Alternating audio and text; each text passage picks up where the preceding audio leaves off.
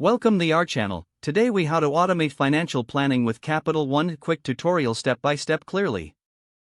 To begin, open your web browser and navigate to the Capital One website. Log into your Capital One account using your credentials. Once logged in, locate the Banking tab in the main menu. Click on the Budgeting and Planning option. You will be introduced to Capital One's budgeting tools. Select the Financial Planner feature to get started. Here, you'll see options to set your financial goals.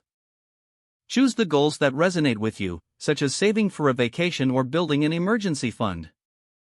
Input your desired timeframe for achieving these goals. Next, add any relevant financial details, such as your monthly income and expenses. Review the suggestions provided by the financial planner based on your input. Make any necessary adjustments to better align with your financial situation. Once satisfied, click on Save and Continue to proceed. You will now be able to track your progress through personalized dashboards. Use the Automate Savings feature to set up automatic transfers to your savings goals. Select the amount you wish to transfer and the frequency of the transfers. Confirm your selections to activate the automated savings. Monitor your financial health regularly through the Capital One app or website. Explore additional insights and recommendations provided to optimize your financial plan.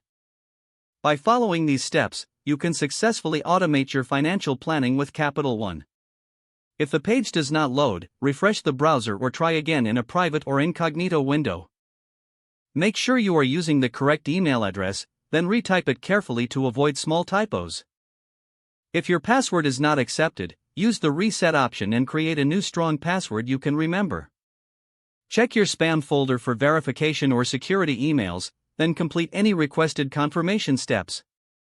Enable two-factor authentication if available to improve account security and reduce unauthorized access risk. After signing in, review your profile details so your contact information and settings are accurate and current.